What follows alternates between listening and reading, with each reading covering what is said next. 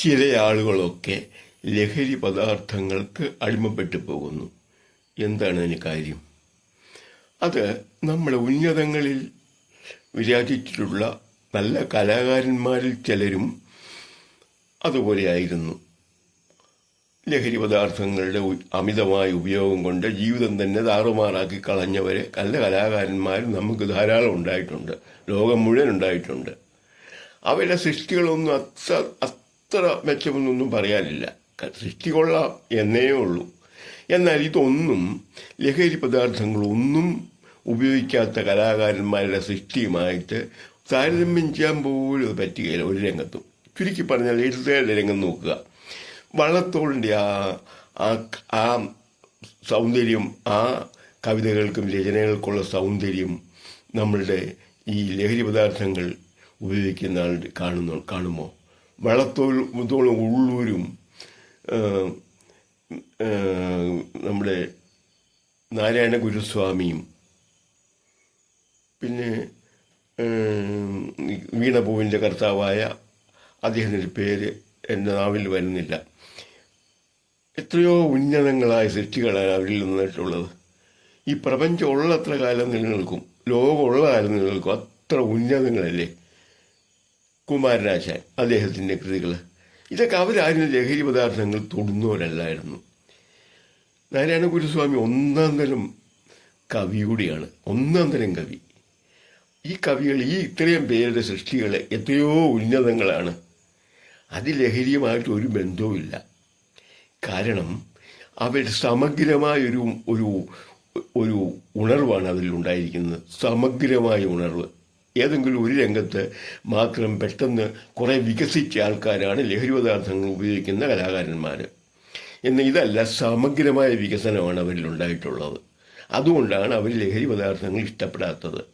അവർ വളരെ ചിട്ടയിൽ ജീവിച്ച കലാകാരന്മാരായിരുന്നു. കുമാരനാശാനും വള്ളത്തോളും നമ്മുടെ ഈ നാരായണ ഗുരുസ്വാമിയൊക്കെ. അതൊക്കെ ഇത്ര ഉന്നതങ്ങളിൽ നിൽക്കുന്ന എത്ര ഉന്നതമായ സൃഷ്ടികളാണ് നടത്തിയിട്ടുള്ളത്. ഇതാണ് ലഹരി പദാർത്ഥമായിട്ട് ഒരു ബന്ധവും കലക്കില്ല.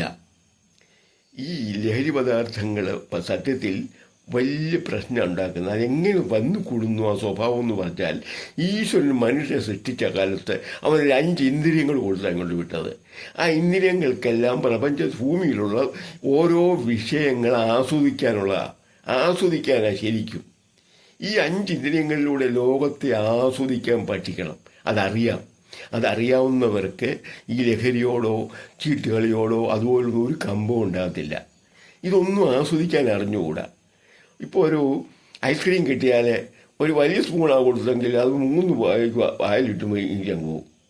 ഇതാണ് രസനേന്ദ്രിയ ഉപയോഗിക്കുന്നത്. ഇങ്ങനെ ഒന്നും ശരിക്കും ആസ്വദിക്കുകയില്ല. എന്നാൽ ഒന്നാമത്തെ അണപ്രഥമൻ കിട്ടിയാൽ ഒരു ഗ്ലാസ് എടുത്ത് തണുത്തതാണെങ്കിൽ 1 മിനിറ്റിനുള്ളിൽ ഒരൊറ്റ പിടിപ്പില്ല. നമ്മളൊരു നല്ലൊരു മീൻകറി വെച്ച് കപ്പയും കൂടി കിട്ടിയാൽ അതിന് തിന്നുന്നൊരു 5 മിനിറ്റുള്ളിൽ തിന്ന് അതിന് മുഴുവൻ അകത്തായി കഴിയും. ആസ്വദിക്കുന്ന രസനേന്ദ്രിയം കൊണ്ട് ആസ്വദിക്കുന്നവരില്ല. അതാണ് അതിൻ്റെ രസനേന്ദ്രിയം കൊണ്ട്. ഇതറിയാവുന്നത് കൊണ്ടാണ് ഈ ഐസ്ക്രീം ടിന്നിനകത്തൊരു കൊച്ചു സ്പൂൺ ഇടുന്നത്. അതുകൊണ്ടെങ്കിലും ഇതൊന്ന് ആസ്വദിച്ചോട്ടെന്ന് വിചാരിച്ചിട്ട്.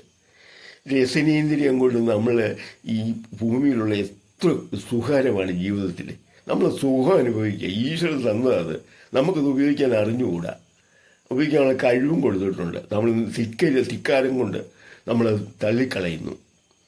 അതുപോലെ നമ്മുടെ ദർശനീന്ദ്രിയത്തിന് എത്രയോ സുന്ദരമായ വസ്തുക്കൾ, പുഷ്പങ്ങൾ തന്നേക്കുന്നു. അതിൻ്റെ ദളത്തിൻ്റെ അടുക്ക്, അതിൻ്റെ നിറത്തിൻ്റെ പ്രത്യേകതകൾ, പല നിറങ്ങളുടെ കോമ്പിനേഷൻ, അതിൻ്റെ ചുറ്റുമുള്ള ദളങ്ങളുടെ ഇലകളുടെ ഒക്കെ ആ ഭംഗി, അതിൻ്റെ ആ ഉയരം പൂത്തു നിൽക്കുന്നതിൻ്റെ എത്രയോ സുന്ദരമാണത്. അത് ആസ്വദിക്കണമെങ്കിൽ നമ്മൾ ദർശനീന്ദ്രിയം നന്നായിട്ട് അതൊന്ന് ആസ്വദിക്കാൻ കഴിയണം. പുഷ്പം കണ്ടു, എടുത്തൊന്ന് മണത്ത് നോക്കിയെന്ന് വരും. അത് ചിലപ്പം അത് തന്നെ ഇല്ലാത്തവരുണ്ട് ധാരാളം പേര്. ഇതിന് സുഗന്ധമുണ്ടെന്നുള്ള ആ പ്രാധാന്യം തന്നെ മനസ്സിൽ പോലും വരികയില്ല. എത്രയോ നല്ല സുഗന്ധം. ഓരോ വീട്ടിലും റോസും മുല്ലയും പിച്ചവും ചെമ്പകവും ഒക്കെ വെച്ചുപിടിപ്പിക്കണം. അതിനൊക്കെ നല്ല സുഗന്ധങ്ങളാണ്. ഇതൊക്കെ വെച്ചുപിടിപ്പിക്കണം. പ്രകൃതി ദത്തമാണ്, കൃത്രിമൊന്നുമില്ല. നമ്മുടെ അത് വളരെ സുഖകരമാണ്. മനസ്സിനെ അടിക്കും. വൈകാരിക മേഖല ഒന്ന് ശാന്തമാകും. അപ്പം ദർശനം, രസനേന്ദ്രിയം, പിന്നെ ദർശനേന്ദ്രിയം, പിന്നെ ഈ മണമറിയാനുള്ള സംവിധാനം, ശ്രവണേന്ദ്രിയം. പിന്നെ ഇനിയും വേണ്ടത് ശ്രവണേന്ദ്രിയം തന്നെയാണ്.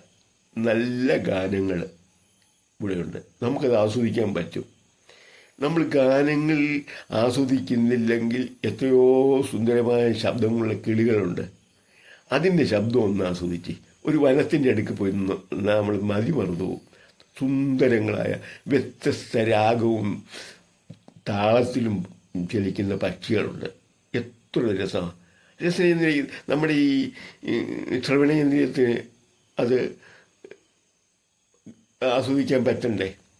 അതൊരു സുഖമാണ് ജീവിതത്തിൽ. ഇതാണ് നമ്മളെപ്പോഴും സ്പർശനേന്ദ്രിയം. ഒരു പൂച്ചക്കുട്ടിയെ വീടൊന്ന് വളർത്തിക്കേ, പഞ്ഞിക്കെട്ട് പോലുള്ള അതിൻ്റെ അതിൻ്റെ പുറത്തൊന്ന് തിരിഞ്ഞ് തലോടിക്കേ, നമുക്കത് വളരെ സുഖമായിട്ട് തോന്നും. ഒരു കുഞ്ഞു കുട്ടിയുടെ ദേഹത്തൊന്ന് സ്പർശിച്ച് നോക്കി, നമുക്കൊരു നല്ല സ്പർശന സുഖം വരും.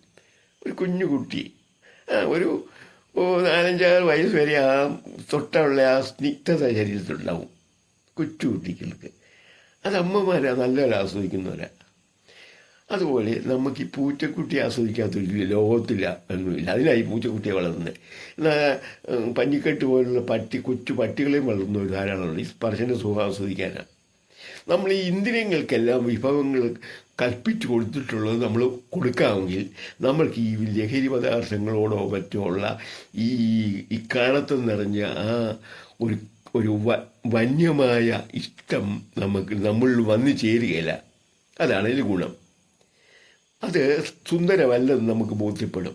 ഈ 5 ഇന്ദ്രിയങ്ങളും കൊണ്ട് നമുക്ക് ലോകത്തെ ആസ്വദിക്കാൻ പറ്റുമല്ലോ. അതിനുള്ള കഴിവോടി ആണല്ലോ ഇങ്ങോട്ട് വിട്ടേക്കുന്നത്. ഈ വിഭവങ്ങൾ ഭൂമിയിലുണ്ടല്ലോ ജനിച്ചപ്പോൾ. മനുഷ്യർ ഒട്ടും പുരോഗമിക്കുന്ന കാലം മുതൽ ഈ പക്ഷികളുടെ ചിലക്കും പുഷ്പങ്ങളുടെ ഭംഗിയും കിട്ടുന്ന കായ്കനികളുടെ മധുരവും അതൊക്കെ ആസ്വദിച്ചില്ല. എന്നും മനുഷ്യൻ ജനിച്ച കാലം, ഉണ്ടായ കാലം മുതൽ, പുരോഗമിച്ച വന്ന കാലം മുതൽ ഈ 5 ഇന്ദ്രിയങ്ങൾക്കും വിഭവങ്ങൾ കൊടുത്തിരുന്നു. നല്ല സംഗീതം, എല്ലാ കാര്യങ്ങളും 5 ഇന്ദ്രിയങ്ങൾക്കും വിഭവങ്ങൾ കൊടുത്താൽ, കൃത്യമായിട്ട് കൊടുത്താൽ, അത് ആസ്വദിച്ച് ഭക്ഷണം കഴിച്ചാൽ, ഇതുമല്ല ഈ 5 ഇന്ദ്രിയങ്ങളും ആസ്വദിക്കാൻ പഠിച്ച ഒരാളിനെ ഈ ആവശ്യമില്ലാത്ത തെറ്റായ ഗുണമില്ലാത്ത രസകരമല്ലാത്ത ഈ ചീട്ടുകളി, ചതുരംഗക്കളി, ലഹരി പദാർത്ഥങ്ങളുടെ ഉപയോഗം, ഇതൊക്കെ നിശ്ചയമായിട്ട് നമ്മളിൽ അപ്രധാനങ്ങളായിട്ട് മാറും. അതുറപ്പാണ്. കുട്ടികളെ ചെറുപ്പത്തിലെ ഈ സംഗീതം പഠിപ്പിക്കുന്നതിൻ്റെ ആവശ്യകതയാണ്. സംഗീതം ചൊല്ലാൻ പഠിക്കുമ്പോൾ അതിൽ ആ രാഗത്തിൻ്റെ പ്രത്യേകതകൾ പഠിക്കും, അവരെ ആസ്വദിക്കാനും പഠിക്കും. അങ്ങനെ അവർ ഇത് ശരിയായ രീതിയിൽ ആസ്വദിക്കും. പക്ഷേ നല്ല സംഗീതജ്ഞന്മാർ വളരെ ഇത് ആസ്വദിക്കാനൊന്നും മെനക്കെടുകയില്ല. അവർക്ക് കാശ് കിട്ടുന്നതുകൊണ്ട് പാടുന്നു, ദൈവം കൊടുത്തു നല്ല തൊണ്ടയും നല്ല ശബ്ദമൊക്കെ. പക്ഷേ അതുകൊണ്ട് ജീവിതം ആസ്വദിക്കുന്നില്ല. അറിയാതെ ചില കലാകാരന്മാർ, ചില സംഗീതജ്ഞർ ലഹരിയുടെ പുറകെ പോകാറുണ്ട്. അത് കുഴപ്പമാണ്. ഈ ലഹരി കഴിക്കാത്ത ആൾക്കാരാണ് എപ്പോഴും നല്ല സംഗീതജ്ഞന്മാർ. നല്ല സംഗീതജ്ഞരവരാണ്. എല്ലാ രംഗത്തും, കലാരംഗത്തും എല്ലാം ലഹരി പദാർത്ഥവുമായിട്ട് ബന്ധമില്ലാത്തവരുടെ സൃഷ്ടികളാണ് ഏറ്റവും നല്ലതായിട്ട് ലോകം വിലയിരുത്തുന്നത്. ഇത് നമ്മൾ ശരിയായിട്ട് മുന്നോട്ട് ഈ ഇന്ദ്രിയങ്ങളുടെ ഉപയോഗം കൊണ്ട് തന്നെ നമ്മളുടെ ശീലങ്ങളിലുള്ള ഈ ദുഷിച്ച ഏർപ്പാടുകൾ ഇല്ലായ്മ ചെയ്യാൻ പറ്റും. ധനശേഷി ഇല്ലായ്മ ചെയ്യുന്ന ഒന്നാണ് ഈ ലഹരി പദാർത്ഥങ്ങളുടെ ഉപയോഗം.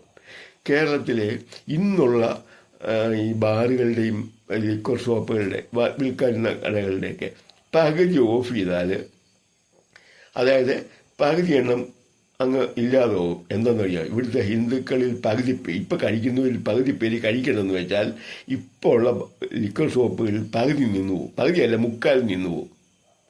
1/4% കിടക്കുള്ളൂ, ഇവിടെ നിലനിൽക്കുകയുള്ളൂ. ഇപ്പം കഴിക്കുന്ന ഹിന്ദുക്കളിൽ പകുതി പേര് കഴിക്കുന്ന നിർത്തിയാൽ ഇന്ന് ലിക്വർ ഷോപ്പ്, കേരളത്തിലുള്ള ലിക്വർ ഷോപ്പിൽ 75% നിന്നു പോകും. അത് നടത്തിക്കൊണ്ട് പോകാൻ മേലാ വരും, വരുമാനം കിട്ടുകയാ വരും. ഇവിടെ ഏറ്റവും കൂടുതൽ നാശത്തിൻ്റെ വക്കിൽ പോകുന്നത് ഈ ഹൈന്ദവരാണ്. അത് എവിടെയെങ്കിലും ചെന്ന് പരിശോധിച്ചാൽ അറിയാം. ഒരു ക്യൂവിൽ ചെന്ന് നോക്കി ഒന്ന് ഒന്ന് നാട്ടുകാരാണല്ലോ കൂടുതൽ വരുന്നത്, എല്ലാവരും അറിയാവുന്ന ആൾക്കാർ ഒരു 3-4 പേര് പോയി നിന്ന് നോക്ക്.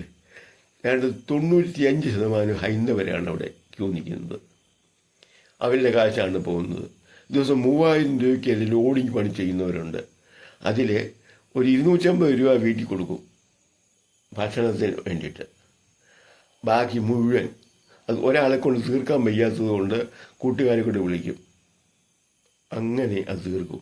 ഒരു കാരണവശാലും വീട്ടിലുള്ള പണം കൊണ്ടുവരികയില്ല. കാരണം കൊണ്ടുവന്നു കഴിഞ്ഞാൽ വീട്ടിലുള്ളവരെടുത്ത് നാശം കാണിക്കും. അല്ല അരിയോ ഉപ്പോ മുളകോ തുണിയോ ഒക്കെ വാങ്ങിച്ച് നശിപ്പിച്ച് കളയുമെന്നുള്ള ഉറപ്പാണ് അവർക്ക്. അങ്ങനെ നശിപ്പിക്കുന്നിടത്തുകൊണ്ട് പൈസ വെക്കാൻ പറ്റുമോ? അവർ ബാറിലേൽപ്പിക്കും, എന്നിട്ട് കണക്കെഴുതിയിടും. പിന്നെ സന്തോഷത്തോടെ ചെല്ലാമല്ലോ.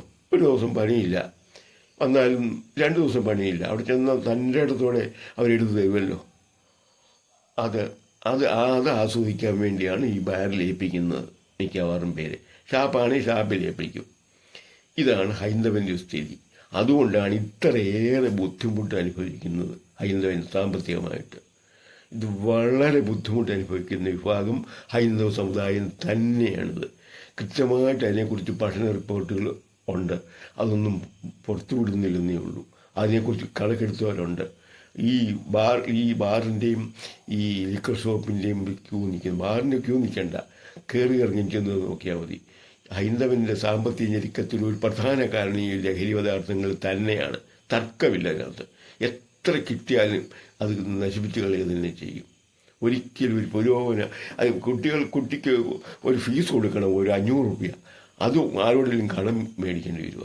ഈ 3000 രൂപ വരുമാനം ദിവസമുള്ളവർ കുറഞ്ഞ 1000 രൂപയെങ്കിലും ദിവസം കിട്ടും ലോഡിങ്കാർക്ക്. ചില ദിവസം 3000 വരെ പണിയുന്നവരുണ്ട്. അതുപോലുള്ള എല്ലാ പണിക്കും തുമ്പപ്പണിക്ക് 1000 രൂപ കിട്ടുമല്ലോ. എന്നാലും ഒരു 150 രൂപ വീട്ടിൽ ചിലവ് ആകുള്ളൂ. ബാക്കി മുഴുവൻ ഇതുപോലുള്ള കൂട്ടുകാരെ വിളിച്ചങ്ങ് മിനിങ്ങാൻ നോക്കുകയുള്ളൂ. അതുകൊണ്ടാണ് ഈ ഇത്രയേറെ സാമ്പത്തിക ഞെരുക്കം ഹൈന്ദവർ അനുഭവിക്കുന്നത്. ഹൈന്ദവൻ്റെ ഒരു ഭൂരിഭാഗം പേര് കുടുംബങ്ങൾ സാമ്പത്തികമായിട്ട് ഇത്രയേറെ അധപതിക്കാൻ കാരണമായത് ഈ ലഹരി പദാർത്ഥങ്ങളുടെ അമിതമായ ഉപയോഗം തന്നെയാണ്. അത് ഒരു തർക്കവും ഇല്ല കാര്യത്തിൽ. കാരണം അതിനെക്കുറിച്ചുള്ള കൃത്യമായ അന്വേഷണത്തിൻ്റെ ഭാഗത്തായി പറഞ്ഞത്. ദയവായിട്ടിത് നിങ്ങൾ ഇതിലൊന്ന് ദൈവത്തോട് പ്രാർത്ഥിച്ച് ഇത് ഒഴിവാക്കാം. ഈ കുടിയോടുള്ള കമ്പം എല്ലാ ദിവസവും കിടക്കയിലിരുന്ന് കിടക്കാൻ നേരം ഒന്ന് ദൈവത്തോട് എല്ലാ പ്രശ്നങ്ങളൊന്ന് പറഞ്ഞു നോക്കി, ഇതിൽ നിന്നൊന്ന് രക്ഷിക്കണേ എന്ന്. അറിയാതെ അങ്ങ് മാറും. ഒരു 2-3 മാസത്തിനുള്ളിൽ ഇതിനോട് നിശ്ചയമായിട്ടും അതിൽ ഉറപ്പാണ്. പ്രകൃതി കയറി ഇടപെടും. പ്രകൃതി നമ്മൾ ഇച്ഛിക്കുമ്പം ഇച്ഛയ്ക്കനുസരിച്ച് പ്രകൃതി സഹകരിക്കും. അതാണ് പ്രകൃതി വരും. അതാണ് ഈശ്വരൻ നമ്മൾ പറയുന്നത്. നമ്മൾ ഇഷ്ടപ്പെട്ടാൽ മതി, ആഗ്രഹിച്ചാൽ മതി, നടപ്പിൽ വരും. നമ്മളെക്കുറിച്ച് തന്നെ നമ്മൾക്ക് ഒഴിവാക്കേണ്ടതുണ്ടെങ്കിൽ നമ്മൾ പ്രാർത്ഥിച്ചാൽ കിടക്കുന്നതിന് തൊട്ട് മുമ്പ് കിടക്കലിരുന്നുണ്ട്. ശുദ്ധിവൃത്തിയൊന്നുമില്ല, ഏത് ചുറ്റുപാടിലും പ്രാർത്ഥിക്കാം. അമ്പലത്തിൽ പോകുന്നതിന് കുളിച്ച് വൃത്തിയായിട്ടൊക്കെ പാടുള്ളൂ. പക്ഷേ ഈ പ്രാർത്ഥന കക്കൂസിലിരുന്നോ മുഖത്ത് ഒഴിക്കുന്ന സമയത്തോ എപ്പോഴും പ്രാർത്ഥിക്കാം. സ്ത്രീയുമായി സംസർഗം ചെയ്യുന്ന സമയത്തോ ഒക്കെ ആവാം. പ്രാർത്ഥനയ്ക്ക് ശുദ്ധവൃത്തി നോക്കണ്ട, എപ്പോഴും ചെയ്യാവുന്ന ഒന്നാണ് പ്രാർത്ഥന. ദൈവത്തെ വിളിച്ച് പ്രാർത്ഥിച്ച് നോക്ക്, അത് മാറ്റാൻ പറ്റും. ദൈവം രക്ഷിച്ചെങ്കിലേ ഈ ഹൈന്ദവൻ്റെ ഈ കുടിയിലൂടെയുള്ള ഈ നാശം ഒന്ന് തടയിടാൻ പറ്റും. ഈശ്വരനോട് പറ. വീട്ടുകാരെല്ലാം പ്രാർത്ഥിക്കുക, ലഹരിയെ തുടരുന്ന് വെക്കുക. അത് ആപത്താണ്, ആരോഗ്യ നഷ്ടമാണ്. ആശുപത്രിയിൽ പൈസ കൊടുക്കേണ്ടി വരും. ശരിയായ രീതിയിൽ കുടുംബകാര്യങ്ങൾ നടത്തിക്കൊണ്ട് പോകാൻ ബുദ്ധിമുട്ട് വരും. ആവശ്യങ്ങൾ നല്ല ഭക്ഷണമോ നല്ല വിദ്യാഭ്യാസമോ കുട്ടികൾക്കുടൻ കഴിഞ്ഞെന്ന് വരികയില്ല. വീട് വളരെ മോശമാണെങ്കിൽ ഒന്നും നല്ലത് പണിയാൻ സാധിച്ചെന്ന് വരികയില്ല.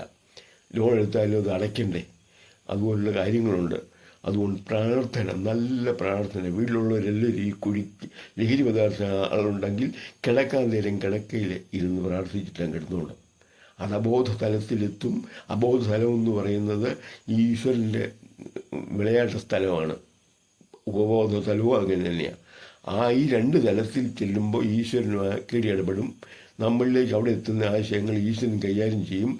ആ വലിയ ആപത്തിൽ നിന്ന് രക്ഷിക്കുകയും ചെയ്യും. ഇത് മാത്രമേ ഉള്ളൂ രക്ഷയായിട്ട് ഞാൻ കാണുന്നത്. ലഹരി പദാർത്ഥങ്ങളുടെ ഉപയോഗമേ പാടില്ലാത്തതാണിത്.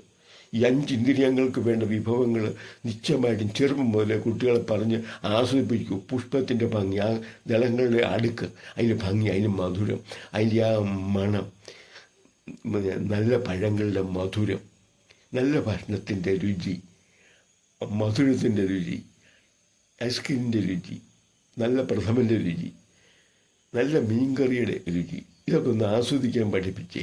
കുട്ടികളായിരിക്കുമ്പോൾ തന്നെ പറഞ്ഞ് മനസ്സിലാക്കണം ഇത് ഇന്ന രുചിയില്ലേ എന്ന്. അതും അങ്ങനെയാണ്, അതിനെ പഠിപ്പിച്ചെടുക്കണം ചെറുപ്പത്തിലെ. ലഹരി പദാർത്ഥങ്ങളുടെ പുറകെ പോകത്തില്ല, അത് ഉറപ്പാണ്. ഓക്കെ.